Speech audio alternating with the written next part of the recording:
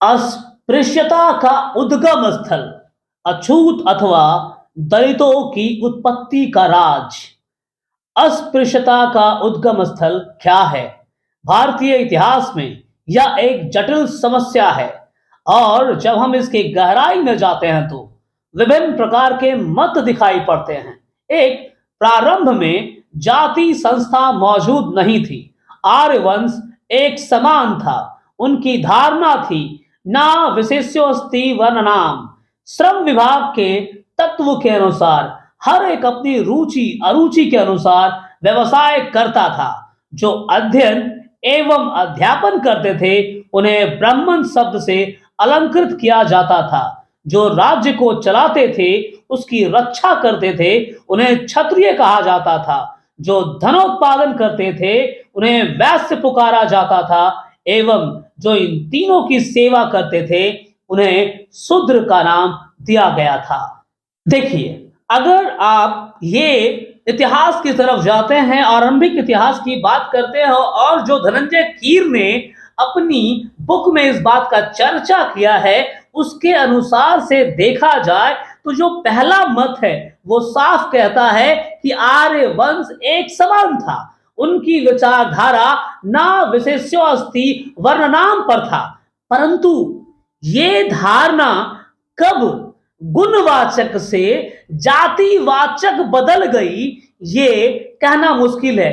फिर भी आप अंदाजा लगा सकते हैं कि गुणवाचक जातिवाचक बदलने में ज्यादा वक्त नहीं लगा होगा, क्योंकि गुणवाचक से ही लोगों ने अपने आप को जातिवाचक में बदल लिया था। इस बात को समझने का प्रयास कीजिएगा। मैंने कहा गुणवाचक संज्ञा कब जातिवाचक संज्ञा बन गई।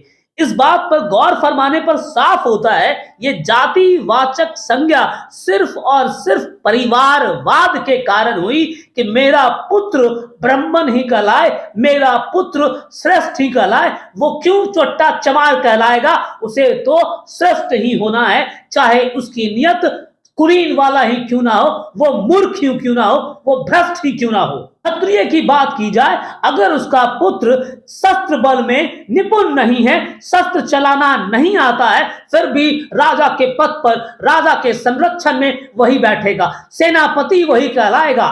लेकिन जिसे आता है अगर वो अछूत है तो वो उस पद पर नहीं जा सकता है। शूद्र कुल में जन्मा कोई व्यक्ति चाहे कितना भी ज्ञानी हो, चाहे वह शस्त्र गुण में कितना भी निपुण हो, वो कहलाएगा शूद्र ही, और उसे शूद्र और हीन ही माना जाएगा।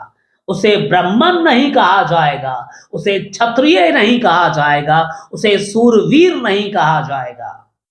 अगर दूसरी उत्पत्ति की बात करें तो भारत में जिन मूल निवासियों ने आर्यों की अधिसत्ता को नकारा, उन्हें आर्यों ने रौंद दिया, उन पर दास्ता लाद दी और अंत में उन्हें दलित, अछूत, अस्पृश्यता की मुहर लगा दी उन पर। तीसरा मत यह है कि यह एक छिन्न विछिन्न हुआ समाज था। आगे इस समाज के लोगों ने बौद्ध धर्म स्वीकार किया। उनकी अवनति के समय भी वे आर्यों के साथ समरूप नहीं हो सके। उन्होंने गौमांस भक्षण को नहीं त्यागा, इसलिए उस समाज को निष्कासित किया गया और वही समाज अस्पृश्य माना गया। भारत के अनेक महानुभावों ने अपने अपने तरीके से भारी प्रयास किए। गौतम बुद्ध ने भी जाति व्यवस्था को धक्का दिया है। भगवान बुद्ध ने अछूतों को अपने धर्म की दीक्षा दी, उन्हें अपने भिक्षु संघ में शामिल कर लिया।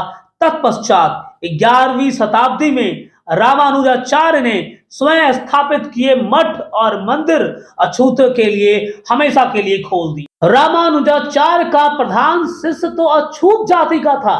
कर्नाटक में बसवेश्वर नामक एक विशाल और व्यापक दृष्टिकोण रखने वाले धीरोदात्त मंत्री ने अस्पृश्यता नष्ट करने का प्रयास किया। चक्रधर, रामानंद, कबीर, चैतन्य महाप्रभु ने भक्ति के क्षेत्र में एकात्मकता का प्रचार किया।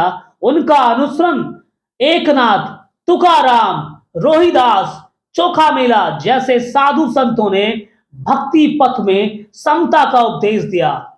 लेकिन जिस प्रकार केवल माता के प्रेम करने से बेटे की बीमारी खत्म नहीं होती, उसी प्रकार साधु संतों की केवल दया दृष्टि और सहृदयता से हिंदू धर्म पर लगा हुआ अस्पृश्यता का कलंक दूर नहीं हो सकता और ना हुआ।